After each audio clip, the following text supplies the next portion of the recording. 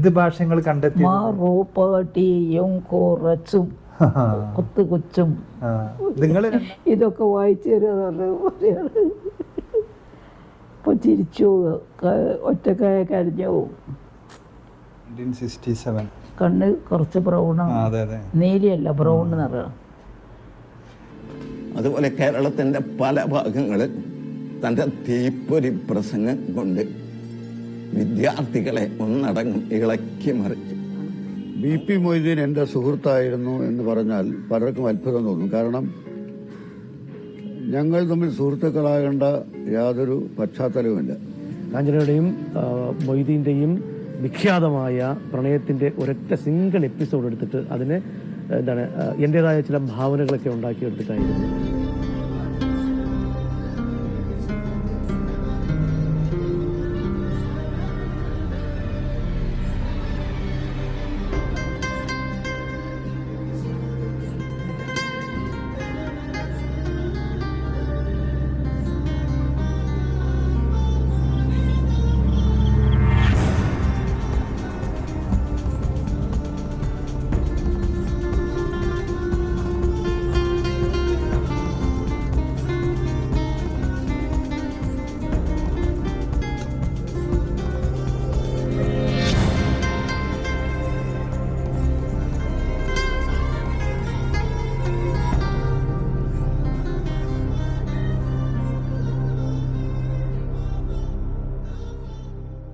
Hello, എല്ലാവർക്കും നമസ്കാരമുണ്ട്.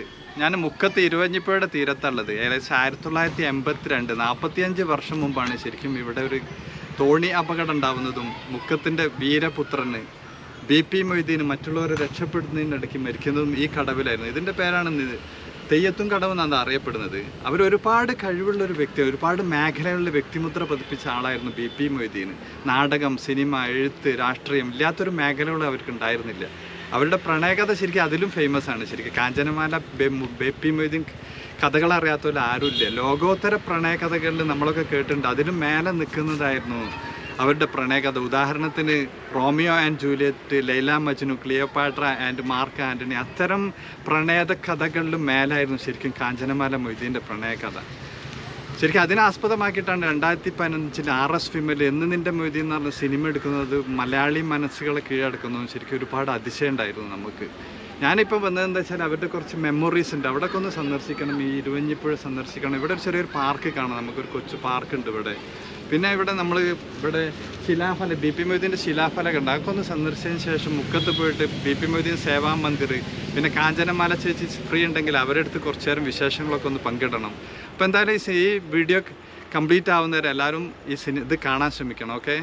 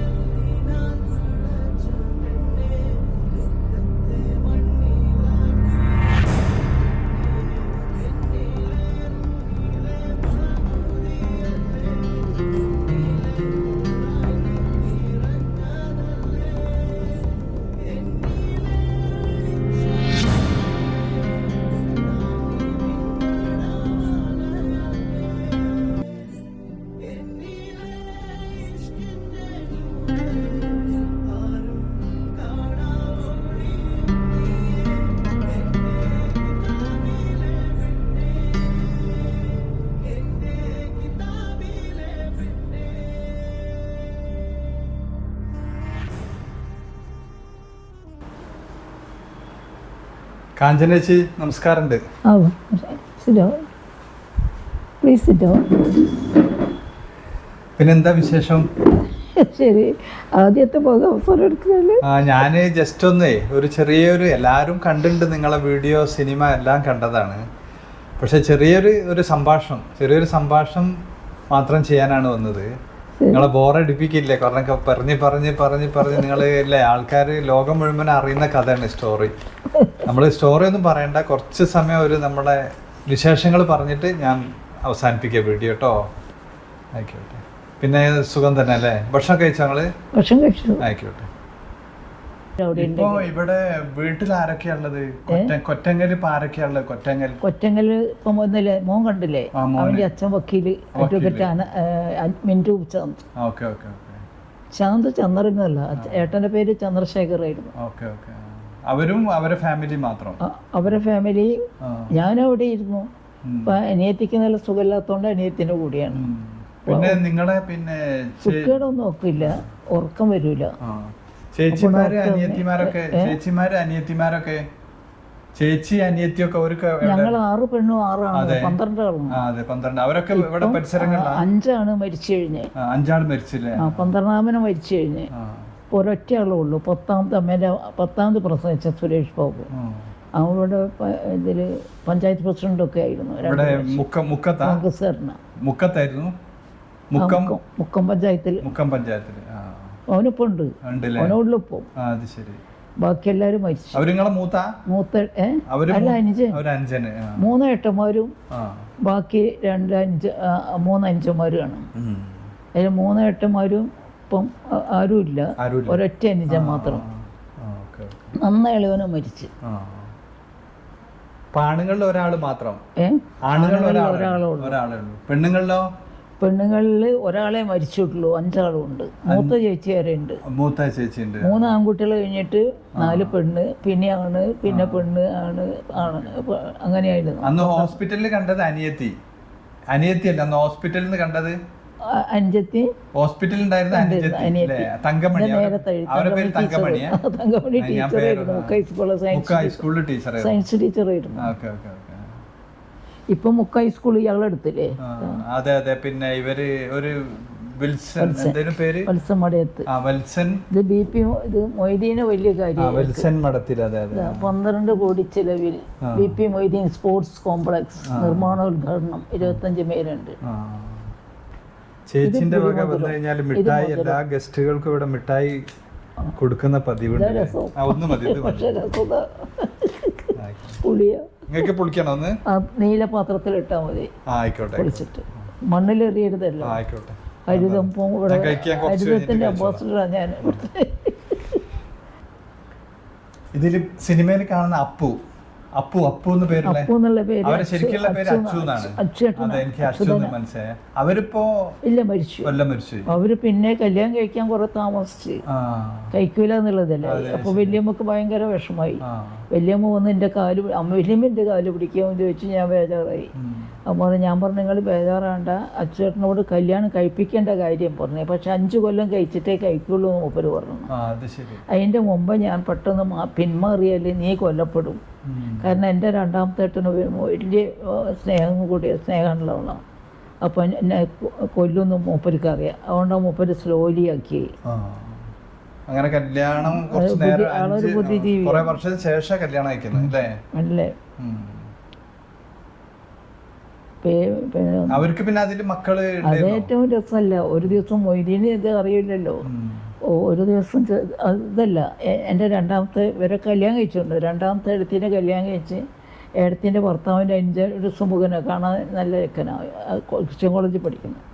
അപ്പം പറഞ്ഞ് വലിയ തട്ടിവിട്ട് ചേച്ചീൻ്റെ അഞ്ചത്തിനെ ഞാൻ തൊട്ടും, എന്നെ പ്രണയത്തിൽ അറിയാമല്ലോ. അപ്പം പിന്നെ ഒരു ദിവസം മൊയ്തീൻ ചെല്ലുമ്പോട്ടോ ക്രിസ്ത്യൻ കോളേജിലെ പിള്ളേർ കുറേ കാക്ക കൊത്തിപ്പോകും എന്നുള്ള പാട്ടില്ലേ, കാക്കച്ചി കൊത്തിപ്പോകും, അത് പാടുന്നു. എന്താന്ന് വെച്ച് അതിപ്പോൾ കൊത്തിപ്പോകുമെന്ന് പറഞ്ഞു. അപ്പം മൊയ്തീനോട് കൊടുത്ത മാർക്കെന്ന് വെച്ചാൽ, ഞാൻ മാങ്കൊമ്പല്ല പിടിച്ചത്, പുളിയും കൊമ്പ, അതങ്ങനെ പൊട്ടൂല. അങ്ങനെ പറഞ്ഞല്ലേ? അങ്ങനെ ഭയങ്കര അതില് പിന്നെ ആങ്ങളല്ലേ ഇതില് പിന്നെ ബാല അഭിനയിച്ച സീനില്ലേ ബാല അല്ല അതില് ഫോൺ വിളിച്ചു ബാലല്ലേ ഇവരെ കൂടെ ഫുട്ബോൾ കളിക്കാനൊക്കെ പോകുന്ന ബാല ആ ബാല ഏതായിരുന്നു രണ്ടാമത്തെ രണ്ടാമത്തെ അല്ല ഉച്ചിലുള്ള ആളല്ലേ? അതെ ഉശിരുള്ള അവരാണല്ലോ ഫുള്ളായിട്ട് നിങ്ങളെ സഹായിക്കുന്നതും വണ്ടിക്ക് പോകുമ്പോഴ് വണ്ടി കേടായിട്ട് എങ്ങനെ നിങ്ങളെ സംരക്ഷിക്കുന്നതൊക്കെ കോളേജ് കൊണ്ടുപോകണേ. ആ ബാല എന്ന് പറഞ്ഞ ക്യാരക്ടർ രണ്ടാമത്തെ രവീന്ദ്രനാഥ്. അതില് എന്താണ് പേര് സിനിമയില് പേര് കറക്റ്റ് ഓർമ്മ? സിനിമയിലൊക്കെ പേര് വ്യത്യാസമുണ്ട്, എല്ലാരും വ്യത്യാസമുണ്ട്.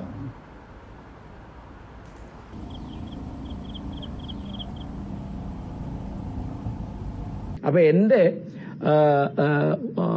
വളരെ പരിമിതമായ വളർച്ചയിൽ വലിയ പങ്കുണ്ട് മൊയ്തീനും അദ്ദേഹത്തിന്റെ സഹപ്രവർത്തകർക്കൊക്കെ. അപ്പൊ അതിന്റെ കൂട്ടത്തിൽ അന്ന് ഞങ്ങൾ ഇങ്ങനെ പറയുന്ന ഞങ്ങൾക്ക് ഒരു കൗതുകമുള്ള ഞങ്ങൾക്ക് വലിയ ബഹുമാനമുള്ള സംഗതിയാണ് ഈ മൊയ്തീൻ കാഞ്ചനമാല പ്രണയം എന്ന് പറയുന്നത്. അപ്പൊ ആ പ്രണയത്തിന്റെ വലിയ മൂല്യം ഞാൻ കാണുന്നത് മൊയ്തീൻ ഏതൊക്കെ ആശയാദർശങ്ങൾക്ക് വേണ്ടി ജീവിച്ചോ ആ ആശയാദർശങ്ങൾക്ക് വേണ്ടി ജീവിക്കുകയാണ് മൊയ്തീന്റെ കാലശേഷം തന്റെ ദൗത്യം, തന്റെ ധർമ്മം, തന്റെ കർമ്മം എന്ന് തിരിച്ചറിഞ്ഞ ഒരാളാണ് കാഞ്ചനേടത്തി. അമ്മോന്റെ മോളെ ആര് കല്യാണം കഴിച്ചത്? നല്ല പെണ്ണായിരുന്നു.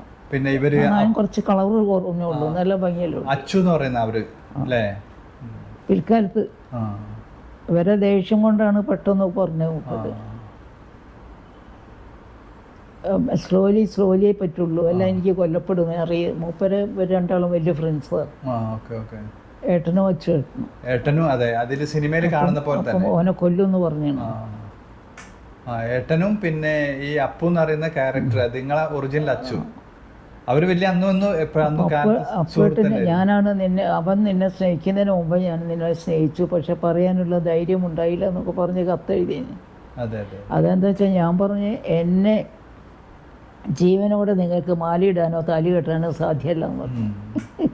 അപ്പം ആത്മഹത്യ ചെയ്തോളെന്ന് പറഞ്ഞു. അതിൽ പേടിച്ചു. എങ്ങനെ നിങ്ങളെ കഥ കാഞ്ചന ചേച്ചിന്റെയും മൊയ്തീന്റെയും കഥ മലയാളികളായ ഒരുവിധ ആൾക്കാരെത്രയോ വന്ന് വിശ്വസിക്കാൻ പറ്റൂല. കാരണം എന്താ പറയാ,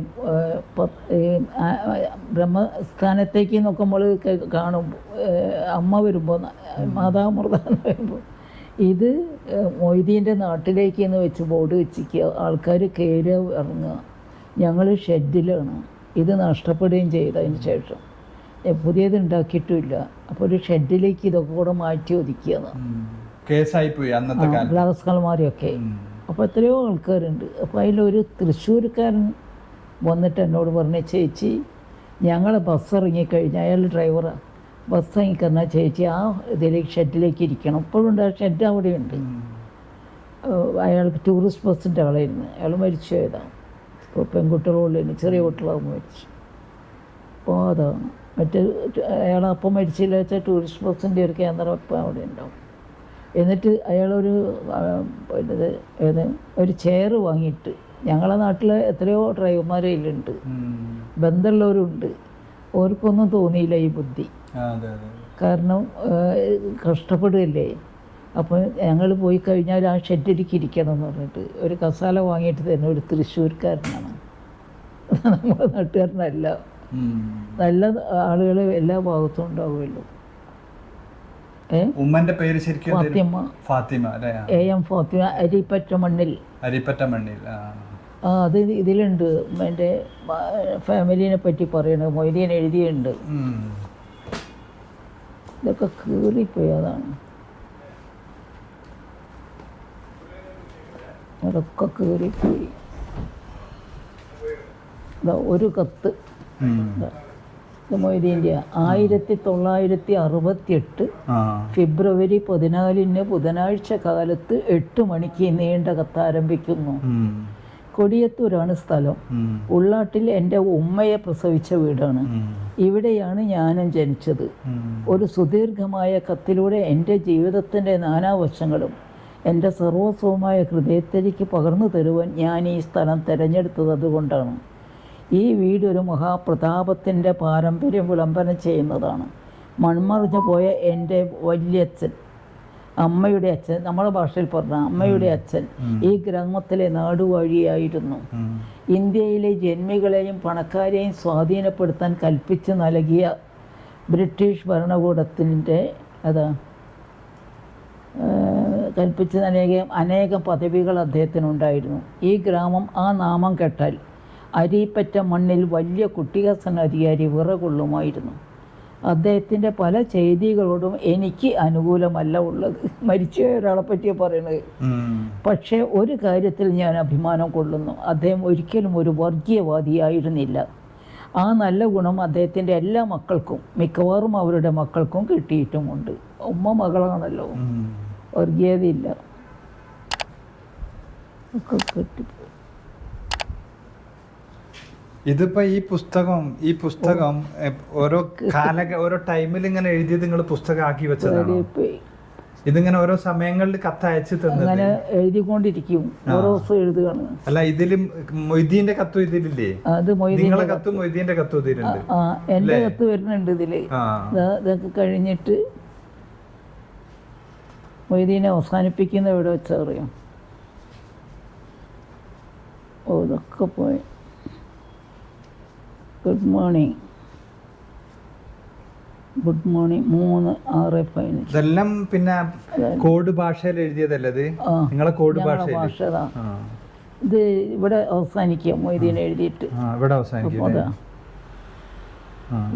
ആശംസകളോടെ മാർച്ച് 3, 1968 അവസാനിക്കുകയാണ്. അപ്പം ബാക്കി വന്ന സ്ഥലത്ത് ഞാൻ എഴുതുക, മറുപടിയും കുറച്ച്. ഇതെന്താ എഴുതിയത്? ഇതിപ്പോ കോഡ് ഭാഷയിൽ എഴുതിയതാണല്ലേ? എന്താ എഴുതിയത്? ഞാൻ ഉണ്ടാക്കിയ ഭാഷ. ഇതെന്താണ് എഴുതിയത്? മറുപടിയും കുറച്ചും. ഇതിപ്പോ എങ്ങനെ വായിക്കുന്ന നിങ്ങൾ? മറുപടിയും കുറച്ചും. ഇങ്ങനെ ഇവിടുന്ന് ഇങ്ങോട്ടാ വായിക്കുക? ഇങ്ങോട്ടല്ലേ?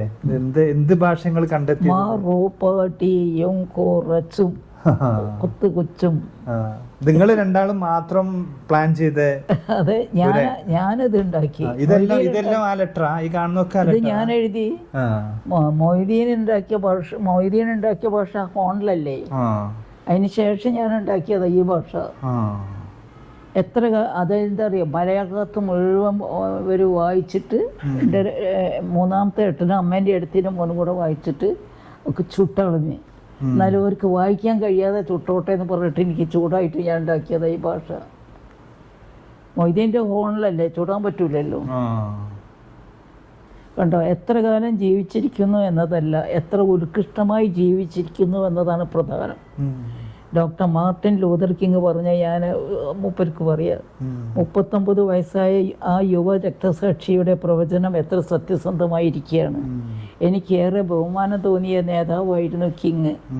ഡോക്ടർ മാർട്ടിൻ ലൂതർ കിങ്ങിൻ്റെ വധം വെളിച്ചത്തിന് വേണ്ടിയുള്ള മനുഷ്യരാശിയുടെ അന്വേഷണത്തിന് നേരിട്ടൊരു തിരിച്ചടിയാണെന്ന് പ്രധാനമന്ത്രി ഇന്ദിരാഗാന്ധിയുടെ പ്രസ്താവനയേക്കാൾ കൂടുതലായി അതിനെക്കുറിച്ച് എന്ത് പറയാനാണ്? ഇതാ ഒരു ക്രിസ്തുവിനെ കൂടെ ക്രൂശിച്ചിരിക്കുന്നതെന്ന് മാത്രം. വൈദ്യവ്യത്തിന് ഏത് നിമിഷം തയ്യാറെടുത്ത് ജീവിച്ച ധീരയും സ്നേഹസമ്പന്നയുമായ ശ്രീമതി മാർട്ടിൻ ലൂതർ കിങ്ങിനെ കുറിച്ച് വായിച്ചപ്പോൾ രോമാഞ്ചമുണ്ടായിപ്പോയി. എന്നിട്ട് പിന്നെ 1968 ഫെബ്രുവരി ഏപ്രിൽ 5 സമയം ഉച്ച കഴിഞ്ഞ് 3 മണി. പടിഞ്ഞാറൻ കാറ്റ് കേട്ടോ ശക്തിയോടെ തന്നെ വീശുന്നു. സൂര്യൻ കാർമേഘത്തിനുള്ളിൽ പോയി. ഇതൊക്കെ വായിച്ചു തരുന്നത് ഇപ്പോൾ ചിരിച്ചു ഒറ്റക്കായ കരഞ്ഞു പോവും.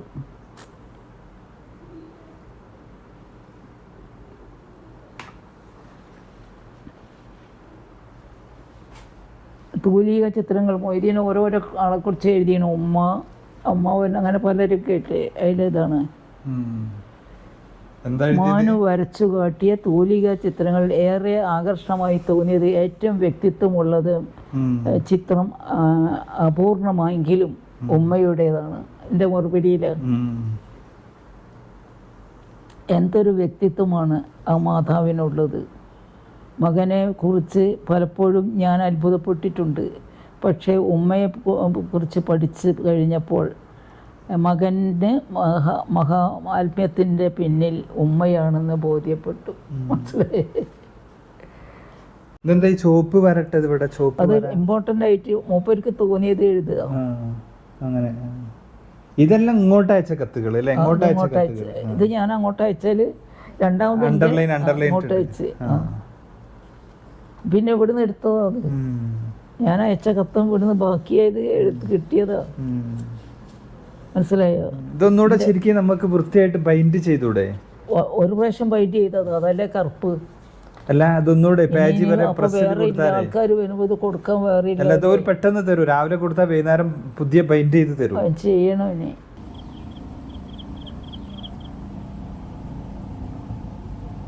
എൻ്റെ അമ്മായിയുടെ മകനാണ് മൻകാക്ക എന്ന് ഞങ്ങൾ വിളിക്കുന്ന BP മൊയ്തീൻ. അമ്മായിക്ക് കാഞ്ചനേച്ചിയെ പണ്ടേ മകളെപ്പോലായിരുന്നു. കാഞ്ചനേച്ചിക്ക് അമ്മായിയെ ഉമ്മയെപ്പോലെയും. പണ്ട് മുതലേ അങ്ങനെ തന്നെയുള്ള ആ സ്നേഹം ഇന്നും സേവാമന്ത്രിയുമായിട്ടും കാഞ്ചനേച്ചിയുമായിട്ടും ബന്ധപ്പെടുന്ന അവസരത്തിൽ ഇന്നും ആ സ്നേഹം വെച്ച് പുലർത്തുന്നത് കാണുമ്പോൾ വളരെ സന്തോഷമാണ്. ഇതിപ്പോ എത്ര വർഷമായി ഇത് പിന്നെ പബ്ലിഷ് ചെയ്തിട്ട് പ്രിന്റ് ചെയ്തിട്ട് ഈ പുസ്തകം?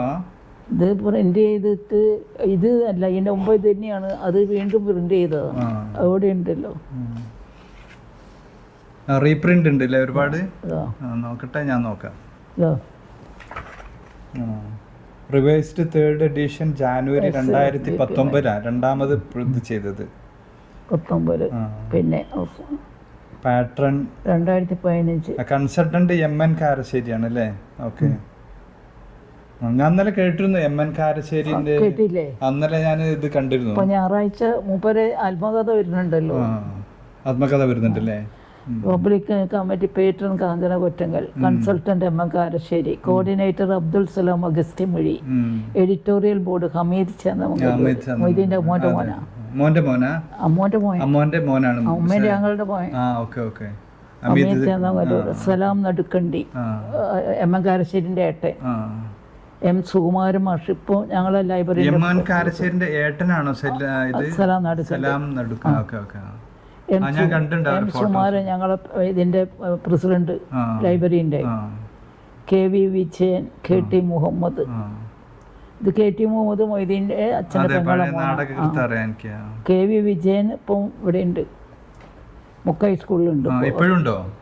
ഇപ്പോഴുണ്ട്. ഓ, KT മുഹമ്മദും ഉണ്ട്. M അശോകൻ. ഇത് അംബുജത്തിന് കേട്ടില്ലേ?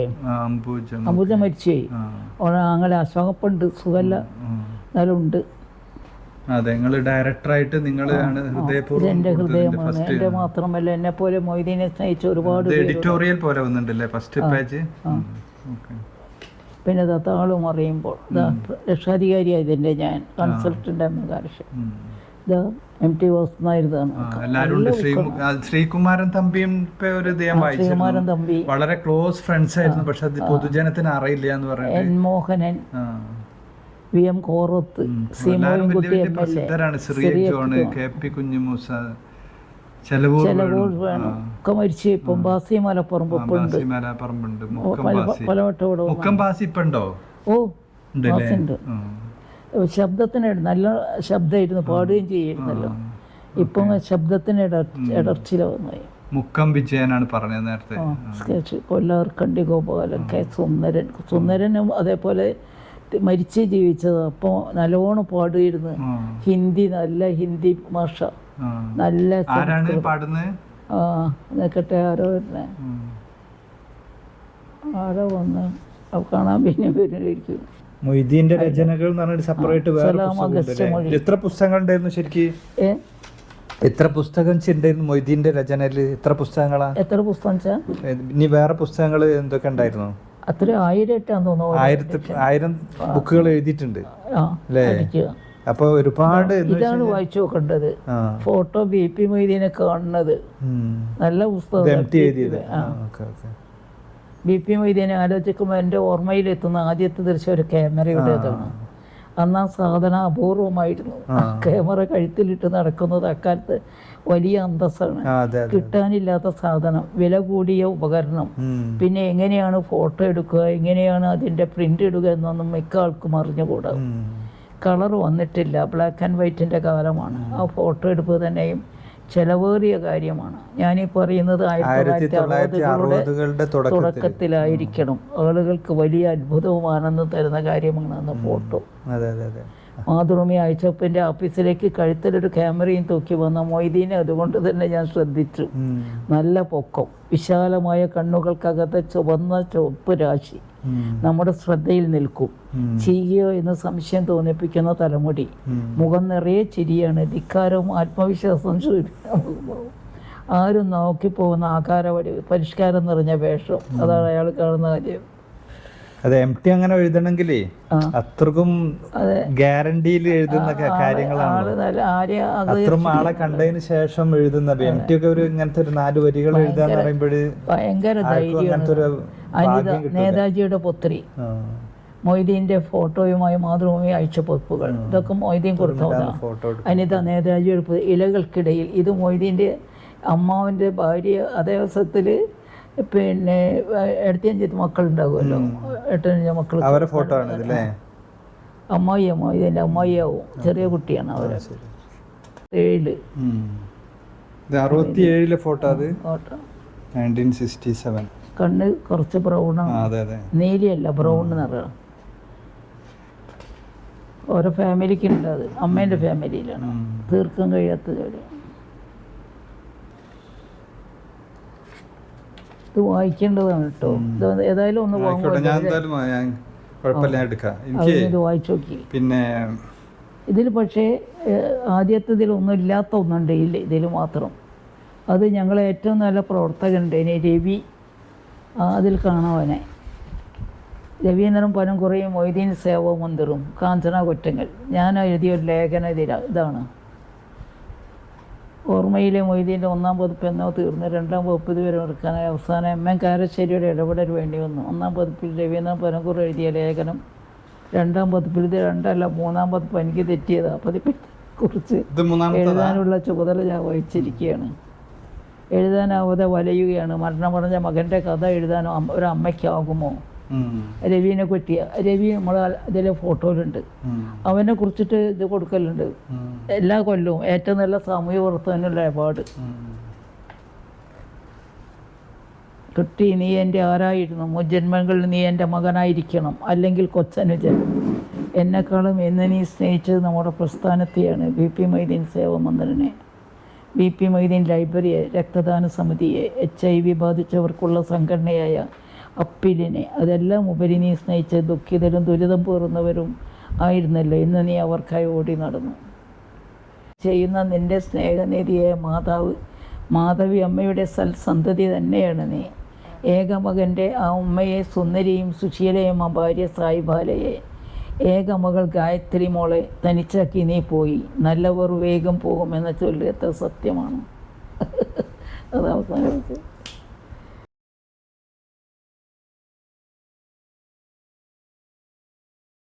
അപ്പോൾ നമ്മൾ ഒരുപാട് സമയം കാര്യങ്ങളൊക്കെ സംസാരിച്ച്, വിശേഷങ്ങൾ സംസാരിച്ച്, പിന്നെ ലോകം മുഴുവനും അറിയുന്ന കഥ, പ്രണയകഥ വീണ്ടും റിപ്പീറ്റ് ചെയ്ത് പറയേണ്ട അത്യാവശ്യമില്ല. എല്ലാം ലോകത്തുള്ള മലയാളി സമൂഹത്തിന് മുഴുവൻ അതിനപ്പുറം അറിയാം സത്യത്തിൽ ഈ പ്രണയകഥ. എന്തായാലും എൻ്റെ ഭാഗത്തു നിന്ന് നിങ്ങളെ വിശേഷങ്ങളൊക്കെ അറിയാൻ വേണ്ടി മാത്രമാണ് ഞാൻ അവിടെ പോയിരുന്നു. മറ്റേ നമ്മുടെ മരിച്ച തെയ്യത്തും കടവിൽ പോയിരുന്നു. അവിടെ പോയിട്ട് അങ്ങോട്ട് വരുന്നത്. അതെ, ഇനി ഖബർസ്ഥാനിൽ പോകണമെന്ന് വിചാരിക്കുന്നു. പക്ഷെ അവിടേക്ക് എനിക്ക് റൂട്ട് അറിയില്ല. അപ്പൊ ഞാൻ അന്വേഷിച്ച് പോകാൻ ശ്രമിക്കുന്നുണ്ട്. എന്തായാലും ഇത്രയും നേരം എന്നെ സഹിച്ചതിന്, എൻ്റെ വിശേഷങ്ങൾ തന്നതിന് ഒരുപാട് സന്തോഷമുണ്ട്. അപ്പൊ ഈ വീഡിയോ വീഡിയോക്ക് എത്ര സമയം അനുഭവിച്ചതിന് ഒരുപാട് വളരെ സന്തോഷമുണ്ട്. എല്ലാ ജനങ്ങൾക്കും നല്ലൊരു ആയിക്കോട്ടെ, ആശീർവദിക്കുക. ആയിക്കോട്ടെ. അപ്പം എല്ലാ സുഹൃത്തുക്കൾക്കും ഈ ചെറിയ വിശേഷങ്ങൾ, കാഞ്ചന ചേച്ചിൻ്റെ കൂടെയുള്ള ചെറിയൊരു വിശേഷങ്ങളോട് പങ്കുവെച്ച്, പ്രണയകഥ പണ്ടത്തെ സിനിമ നിങ്ങളൊക്കെ കണ്ടതിന് ശേഷം ഒരുപാട് ഇനി ബോറടിപ്പിക്കേണ്ട വിചാരിച്ച് വിശേഷങ്ങൾ മാത്രം സംസാരിച്ചിട്ട് ഈ വീഡിയോ ഇവിടെ അവസാനിപ്പിക്കുകയാണ്. അപ്പോൾ ഇനി നെക്സ്റ്റ് വീഡിയോ വരെ എല്ലാവർക്കും ബൈ ബൈ പറയുന്നത്. Thank you. ഓക്കെ, ശരി, പോട്ടെ. ശരി, ബൈ.